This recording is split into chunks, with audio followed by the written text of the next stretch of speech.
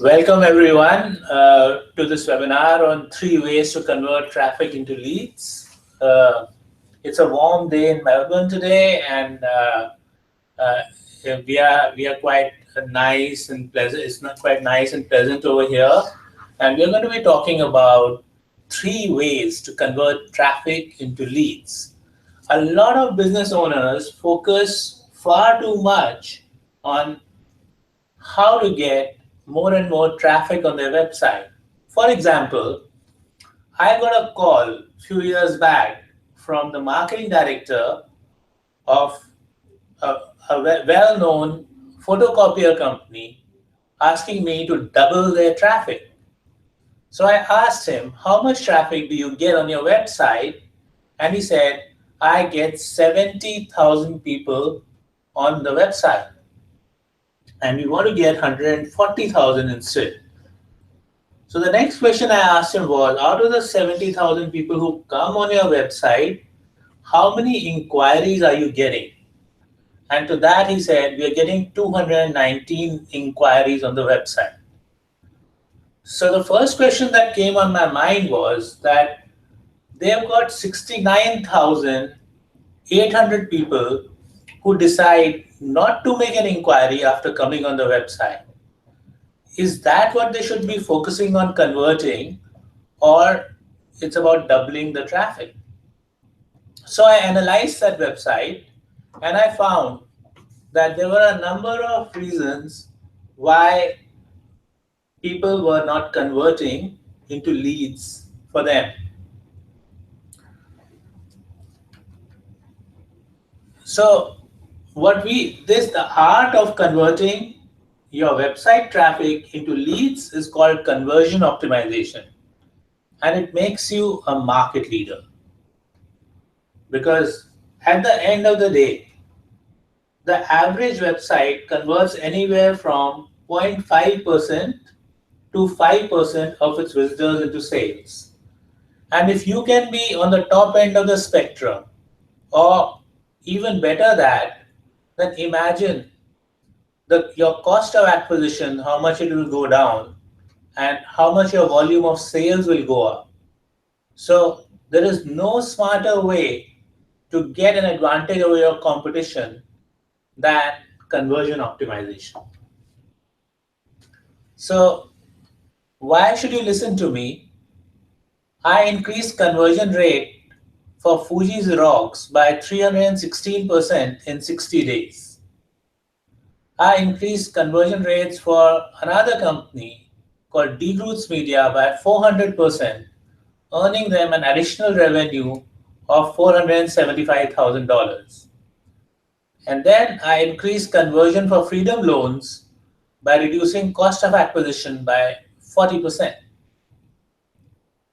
So what is conversion optimization? Conversion optimization is about looking at the top end of your funnel. So when people come into your website, what is the next step they're going to do? Do you have a method out there to engage them? Or people, when they come to your website, get confused with the navigation. So your design is extremely important in terms of engaging people to take the next step after they've already come to the website. Bear in mind that you've put in some investment to get people on your website.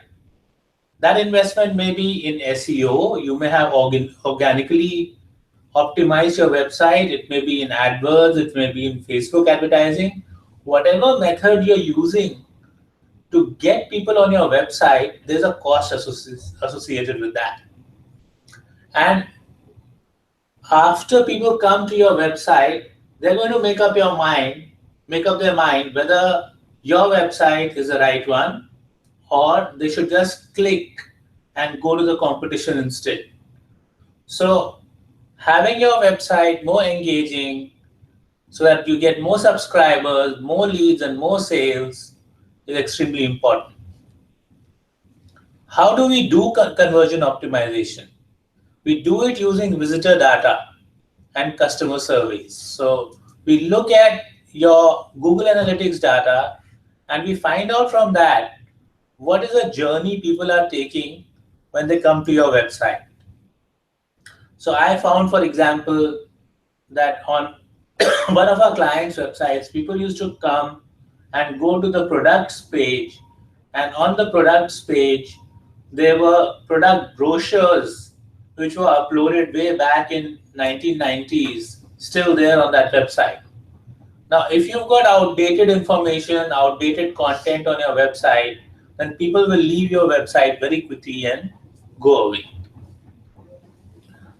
So why do potential buyers leave your website? Over here, we've got a funnel where you can see that, like from the home page, people are going to take a certain journey through the website. And if they go to a certain page, like let's say they go to your About Us page, and your About Us page is just a lot of text, and it doesn't give any idea of who the founders are, who the team is, what kind of office you have. It's very text based and it's not visual in nature and it doesn't impress people. Then they'll leave your website and go away. And from there, like the people may, instead of going to your About Us page, they may decide to go to your services page. And if your services are outlined in a prescriptive way, that's another reason for people to go away. So, or if it's talking technical language that people cannot understand, people will go away. So one of the key things in conversion optimization is what language are you using? Are you using the language that the customer understands, or are you using your own language? So take an example of a website which is on cars. So you are on an automotive website, you go to a certain type of a car, and it starts telling you all the technology terms, like we use this type of technology to make the car and stuff like that. In most cases, people will leave that website and go away. But instead of that, they talk in terms of what the user wants, which is the performance, the acceleration, the longevity, the fuel consumption. People are likely to stay over there. So there are leakages taking place at all levels on a website. So how many of you have got an e-commerce website? I can see. Okay, so that's 19 of you with an e-commerce website. And who's got a conversion rate of more than 5%? Okay, nobody. And who's got a conversion rate of more than 2%? Great. So Sam, that's really good. You managed to convert more than 2% of the people who are coming to your website to buy. So we'll talk to you about, as we go along, we'll talk to you about how you've done that. But can you tell us a little more about what products and services? Okay, great. So Sam, you're in the fashion industry, and in the fashion industry, you're mostly marketing to a younger audience, and you're into affordable luxury. Okay, great. And you've been working on conversion optimization for quite some time now. I can see that. I can see from your website that you've done a really fantastic job of that. So the first thing is, like when people come to a website, on an e-commerce website, not everyone goes to the shopping area.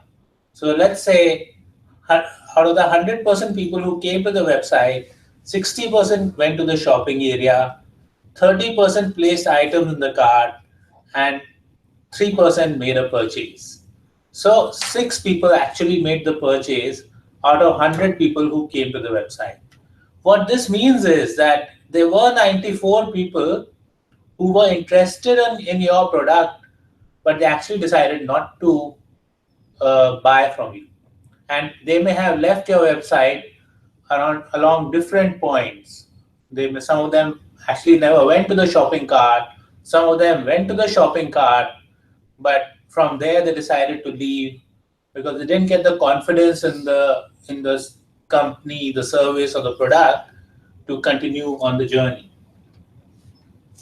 So I'm going to talk to you about 9 levers for improving conversions. So the first and the most important thing in conversion optimization is your value proposition. There are so many websites out there. People want to see how you're different from all of them, what makes you unique, and what it is within your product, service, or even the person who's founded the company that resonates with them. So we use 2 rules while crafting value propositions. One is WII effect. So what is it for me? Like I go to a lot of websites and there you'll find like people are talking about themselves. We started this company in 1932. It was started by X and Y, uh, and they had a passion for this product and stuff like that. But when people land on the homepage of the website, they first want to know why they should be buying from you and what's so unique about you. So, and it should be your uniqueness should be in terms of what people value. So, let's say people value fashion on trend. So, if you're really trendy with your fashion and you say we come out every week, we come out with a new range, that's something they'll be interested in. Or if you say we've got manufacturing facilities in Vietnam and we managed to get high quality fashion products at an affordable price to you, that's something they'll be interested in. So whatever your uniqueness, whether it's being Australian made and providing luxury or providing affordable fashion, or whether it is in the brand that you've created over time, your value proposition should come out very clearly on the home page of your website. And the next thing is credibility. So credibility is about testimonials, certifications, endorsements, reviews, your team, your office. So like if you're if you get testimonials from your customers, if you have happy customers, that's the first thing. If your customers are happy with your product or service, it's very important to capture those testimonials from them and put them out on the website, because people are influenced by social proof. If they see that people are talking well about your products or services, they're enjoying using them, then they will gravitate towards them. And having certifications, if you've been awarded any endorsements, your team, if you've got a team of 15 people, show the team on the website, because there's no way people will get to know that there's a team over there, there's a factory over there, there's people working together in a happy environment. All of those things are part of the buying experience. People want to know your story. It's no longer, earlier there was a time when people would just buy a product, but now people don't just buy a product, people buy into the story behind the product. So if you're telling your story in a passionate way, in a way that it arouses the emotion from your prospective client, then they are much more likely to buy it than if you just present them the facts and figures. So let's take the example of this website, and I've taken this example just to show why sites don't convert. This site probably has a conversion rate of less than 0.1%. And we can see the navigation bar, it's so long, and the text it's very text heavy. and the cartoon pictures have been used instead of real pictures, and they don't look like they're really serious about their product. So a website like this in today's day and age will have less than 0.1% conversion rate, and most people who come to the website will just bounce off and go away. And compared to that, if you look at this website, like both websites were on barbecues, and this website has got a neat navigation so people can easily find what they're looking for, and the introduction is sharper, but there isn't enough information on the company's history. So for this website, it's a good start. They will be performing better than the previous website, and they will probably have a 1% or something between a 0.5 to 1% conversion rate. So the next thing that's important in conversion optimization is having a planned journey. So you need to think through what journey your customers are going to take. Like if you sell barbecues, for example, you might want to show people social proof with people actually using the barbecue. So if you've got videos of people actually using the barbecue, and if you've got recipes for people, you're increasing the level of engagement that they will have with your product as compared to just talking about what type of barbecues you have. So going one step beyond the product into the benefits that people get, the experience that people get. If you can showcase the experience people are getting by using your product and doing it in light of social proof, your conversion rate will go up significantly. So the next step is going through your visitor flow and seeing at what stages people are leaving your website.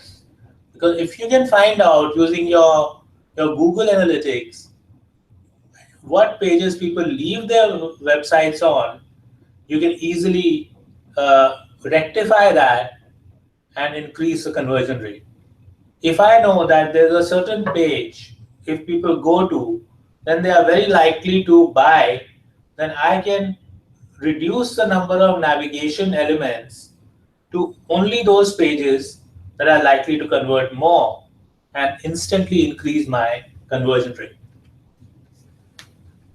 So there's something called reverse goal path in Google Analytics, and it allows you to see that the person who bought, where did he go before he bought, and where did he go before that. So if you can map that out, if you can map the paths that are converting paths, then you can create your digital journey accordingly. It's also important to have relevance. So segmenting your customers, extremely important.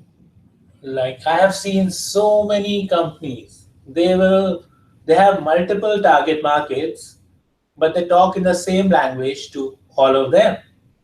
So we were working with one of the largest telecom companies in Australia, and we noticed that their website was the same, whether it was a retiree or whether it was a 19-year-old.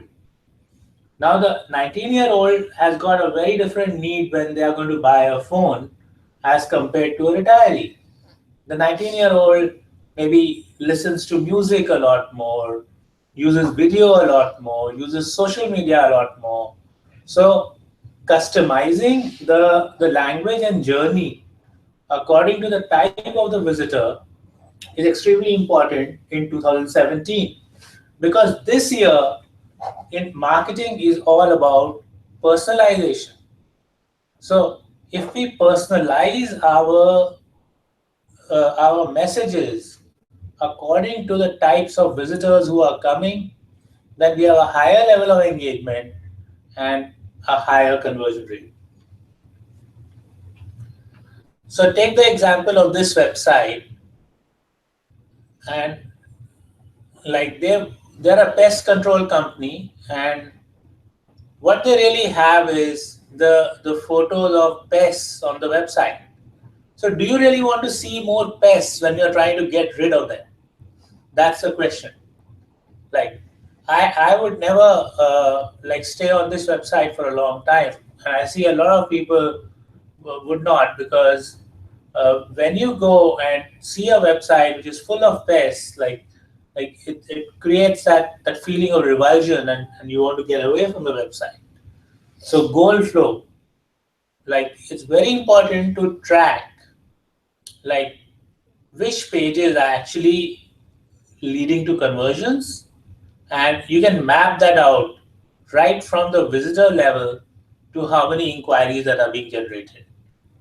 So mapping that out using Google Analytics, as you can see, helps you to see that which page on this website. We can see, for example, this is a storage company, and the mobile storage Melbourne page got us 14 inquiries, and the container hire Melbourne page got us 9 inquiries. So we are getting a feel for what percentage of people are converting on which page. And I found, very interestingly, I was working with a travel company, and in their case, some pages were designed very well and were converting, and there were other pages which were not converting. So when we collected data, all we did was we made the pages which were not converting like the pages which were converting highly, and the conversion rate improved. So look at this website. This is also a pest control website. And over here, the visitor experience is completely different. So there are no pests on this page, and they have started with a high amount of credibility and relevance. So they're doing for engagement, they're doing an offer. So win $1,000, and and their design is very simple and easy to see what is where, so people don't get confused with the navigation. So this website converts about 3.5 times the average pest control website, because they're using engagement in a very smart way, and they have a very neat and clean layout, and the design is modern and contemporary. So the next thing in conversion optimization is having clarity. And clarity really is about understanding the intent of people. Why do people come to my website? Why do people visit a fashion website? They are there for a reason. They want to see what are the latest fashion trends, and find out what is relevant to them in their age group, and then they want to be able to make a comparison or make a purchase. And so if our visitor journey is designed in a way that is simple, easy to understand, and catering to the intentions of the visitor, then our conversion rate will go up. So this is another travel website, and over here we can see like it's very easy for the visitor to take the next step. So that's one thing. All of you, how many of you, if I ask you right now, how many of you can say with confidence that their website has got the level of clarity where the visitor can take the next action without thinking? Okay, so that's 37% of our visitors. Not bad, actually. Like if 37% of you, if you've got total clarity regarding that intent, but what about the remaining 63% of the people? So obviously, like there is something there on your home page where you don't think that your visitors can clearly understand what the next step is for them. And have you ever heard of bounce rate? So bounce rate really is people clicking on a website and then leaving the website from the page where they landed and not exploring further. And the higher the clarity you provide, the lower the bounce rate. The lower the bounce rate, the higher the conversion rate. So it's a very simple, systematic way of increasing your conversion rate. Go and have a look at the bounce rate from your analytics for all your pages. And the pages that have got a higher bounce rate, you need to make them more like the pages that have a lower bounce rate. So one of the things I always do when I am embarking on a conversion optimization project is I do a competitor analysis uh, and have a look at the homepage and the visitor journeys for different websites. So like we are working for a leading fashion brand just now, and when I saw their website for the first time, I felt like sending more traffic to them, sending ads to them. Uh, I did not think was the best thing to do until such time as we got the conversion rate right. And so what we did was we did small campaigns where we spent less than $100 on advertising, and we measured what happened, where did people go, which pages did they bounce off from, and collected data. And then we made some tweaks to the website, and we spent another $100 on advertising, and we noticed that the conversion rate went up significantly. And it is at this state that we decided to pour money into advertising. What I find is that 99% of Australian businesses are putting money in advertising. They pay Google a very high amount of money for the clicks that they get from advertising, and they do Facebook advertising and send them to the home page of their website. Now, if your home page is not ready to engage your audience or take them to the next step, what that means is that you're wasting a whole lot of money. So let's say you spend $100 on advertising every day and your conversion rate is 1%. So that really means that like 99% of your advertising spend is going waste simply because of something you can do in a few days, which is improving your conversion rate. So how many of you, let me ask you a question. How many of you are spending money on advertising? Wow, that's 85% of the people in this webinar. And how many of you are spending more than $5,000 a month on advertising? Okay, so that's 27% of the people. And let me ask once again, like how many of you are getting a high return on investment on your advertising?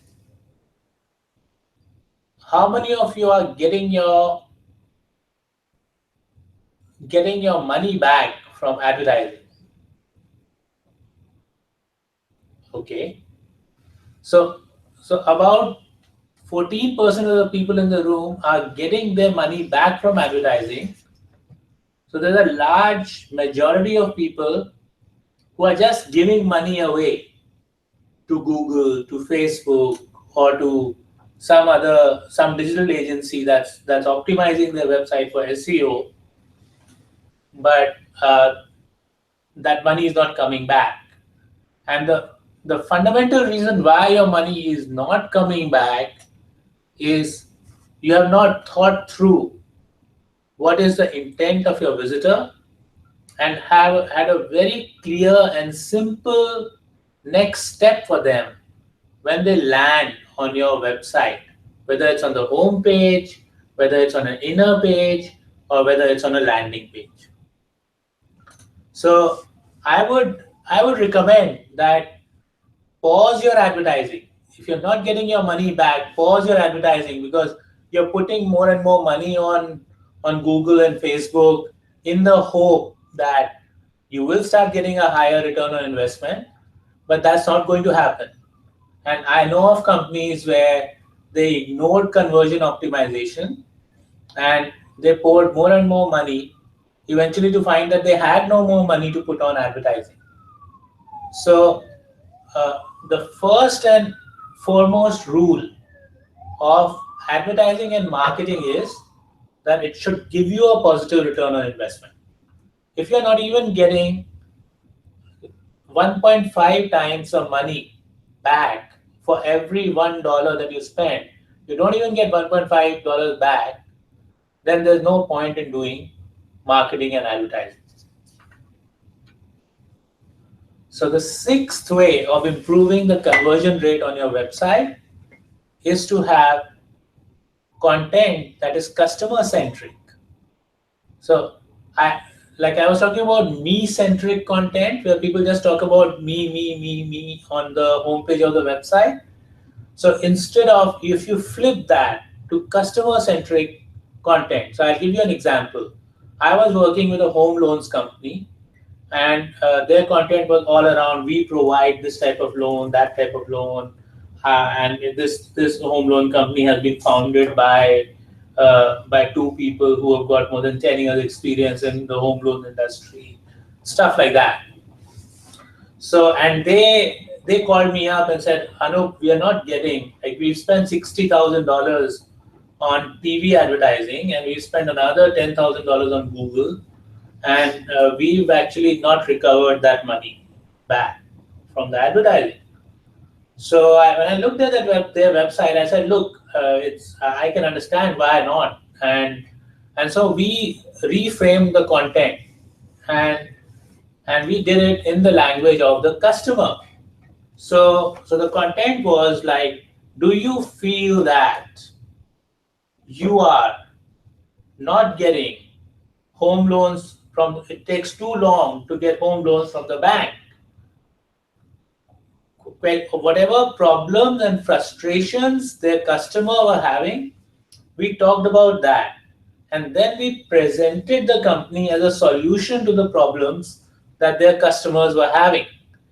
And we relaunched their advertising campaign, and their conversion rate, it's unbelievable. Their conversion rate went up from 2% to 12% just by reframing the content in the language of the customer.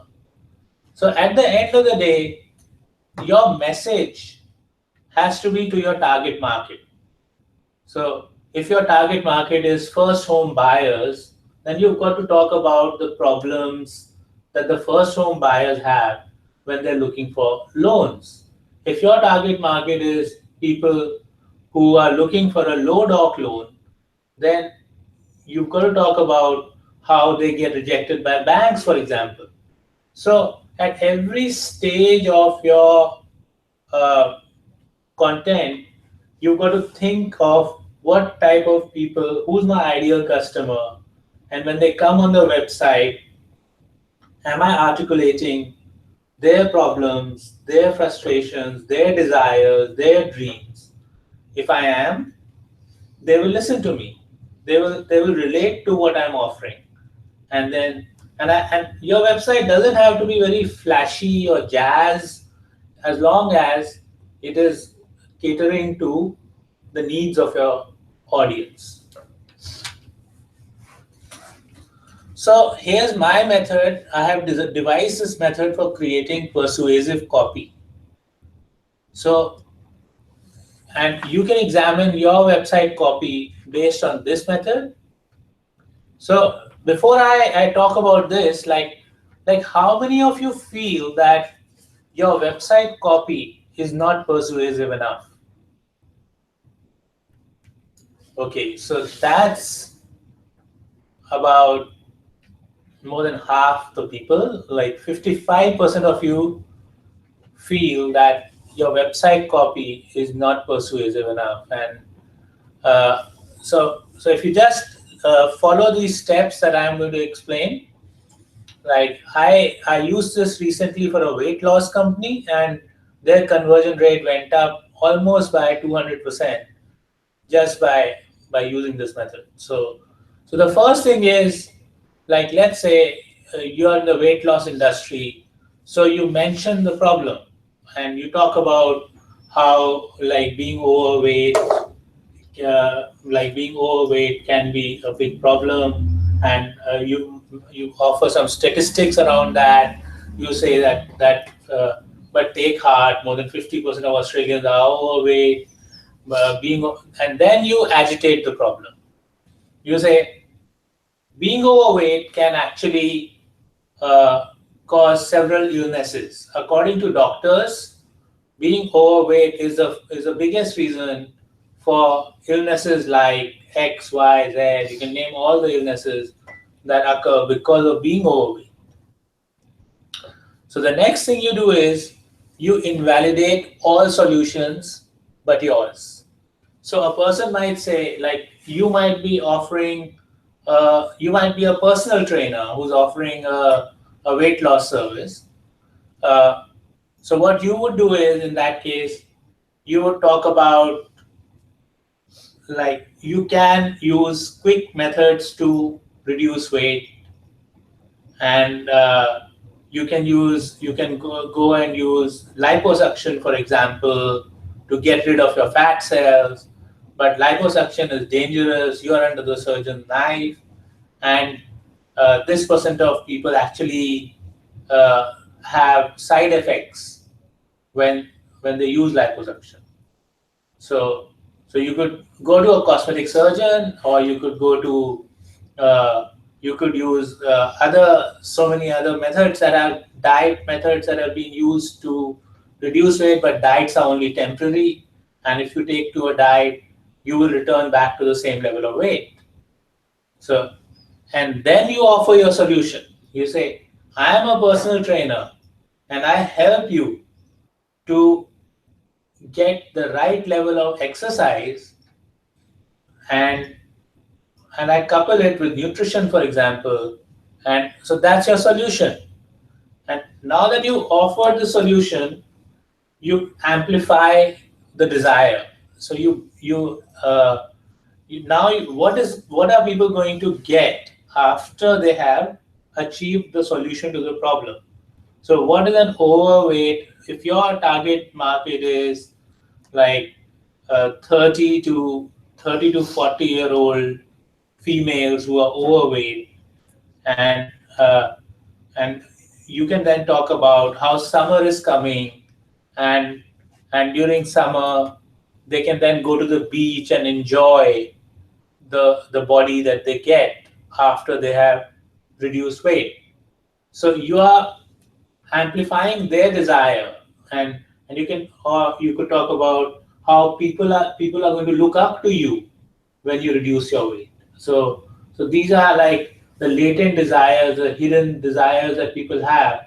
You bring out those desires, and that's where you end your content. So you started with the problem, you agitated the problem, and you invalidated all solutions, but you can think of this in any industry. This method applies to any industry.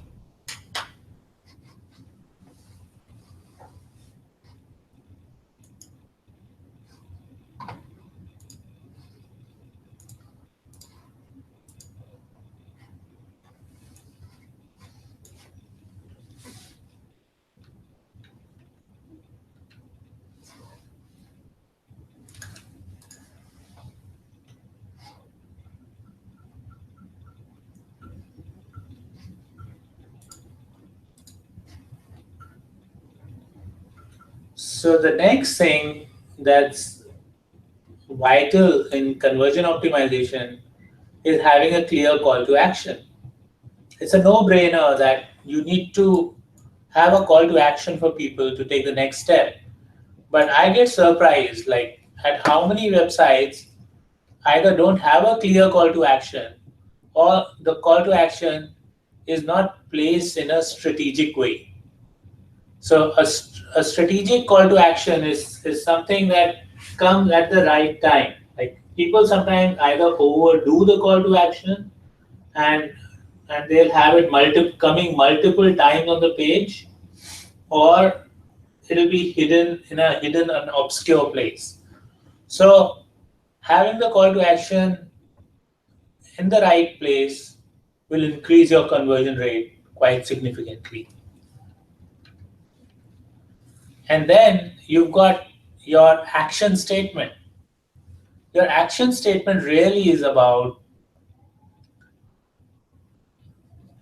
the impact of not taking action. So let's take the weight loss example. So I could, for example, make an action statement and say, you could decide not to hire my services and keep trying the other methods you're using like diet, etc. But how long have you been trying those methods? And what impact will it have if you don't lose weight? What impact will it have on your self-esteem, on uh, on how your friends and your colleagues and people like that look at you? So bringing out that impact and making them feel like if they don't take action, there's a cost associated with that. It always increases the conversion rate. Then testing and measuring. Like I have found, like one of the things, like I have worked with more than 1,000 businesses over the last 10 years, and one of the things I have noticed is entrepreneurs who are fast growing and successful, they are always testing and measuring different things. They are not complacent at any stage. They never get complacent about their marketing. Even if they're getting the highest conversion rate in their industry, they still want to test and measure and push the boundaries and increase the conversion rate. So how do you test and measure? You test different headlines for your content. You test the offers that you're making. You test different images, different videos. Like in 2017, video is going to be extremely important in conversion, because through video, people can not just hear your facts, figures, but they can develop an association with your brand. And through video, you can tell powerful brand stories that people get hooked up to. So if people get hooked to your brand stories, for example, the personal trainer, when he's talking about weight loss, he tells about someone who took his weight loss, and he talks about the person and their experience, and now he shows a few photographs of that person on a enjoying on the beach or on a jet ski or stuff like that. It really, so he's not selling weight loss anymore. He's selling lifestyle. So whichever industry you're in, and I often get from people who are in not so flashy industries. Like I got someone who is a crane manufacturer, and he said, that's all good, like Anup, what you're talking about, but when it comes to cranes, what is so lifestyle about a crane? But actually, we found out when we created different videos for him that cranes are a lifestyle. Cranes are a lifestyle for the designers who design the cranes. They're a lifestyle for the workers in the factory who come and make the cranes, because they are always innovating and always making better quality cranes. And they're also a lifestyle for the large clients of my client, like companies like BHP Billiton, which buy cranes from them. Like they are always in awe of the innovation they are doing and making it easier for them to do the manufacturing. So if you can make it easy, if your product or service makes it more easy, more efficient for people to do what they want to do, and more enjoyable to do what they want to do. Like, I'll give you another example. Back in uh, back in '97, I was in the Merchant Navy, and I used to be sailing around the world on a ship. And being a marine engineer, my job was to wear a boiler suit and go into the engine room where the temperature was quite high. Very often, when the ship was crossing the equator, the temperature used to go as high as 50 degrees. And it used to be very hard. It was a 4-hour shift at one time, and 4 hours and 50 degrees used to make us melt. Now, over time, shipbuilders have innovated and they have come up with what is called automated ships, where the marine engineer does not need to go to the engine room anymore. He can sit in an air conditioned control room, and from there he can monitor all different machinery, how it is operating. So when the ship is passing the equator, unless and until there's an emergency, there is no need for the marine engineer to go to the engine room. So, so now the same job, which used to be a lot of sweat and hard work, has become a lifestyle because a lot of my batchmates who are still in the merchant navy are sitting in those air-conditioned control rooms, and they're on Facebook, and we chat with them all the time. In my time, there was no internet access on the ship. So as innovation happens, changes happen, and lifestyle changes happen. So whatever product or service you have the ability, you can look at it as a job, like you can look at your business as a job, as something you have to go to your business from 9 a.m. in the morning and come back at 5 p.m. in the evening, or you can treat it like a gift. So we here at Arrow, for example, we are so passionate about digital marketing that every day that we come to work, it's not just about doing the work, but it's about doing the work in a better way and innovating so that we get a lifestyle out of that. So, so whatever business you are in, you can increase your conversion rate by bringing out your brand stories. So my brand story here at Arrow, for example, is that we have an awesome team of people who love working with each other, who love collaborating and innovating. And when we every morning when we get up, we are looking forward to being at work. So what's your brand story? What's distinctive about your brand? What do your customers enjoy about you? What do your staff enjoy about you? What new processes have you developed over time? If you bring that out on the website on a video, then your conversion rate will rise up very significantly. So this is Conversion Labs. This is again like an innovation that Arrow has launched, and it's a part of our like continuous effort to evolve and to provide our customers with new value. So Conversion Labs is about building chemistry with your clients, because at the end of the day, people buy from you not because you've got the best product or service, but because you got the best chemistry with them. So uh, the chemistry is built through your stories, your experiences, and how much you care for adding value to your client.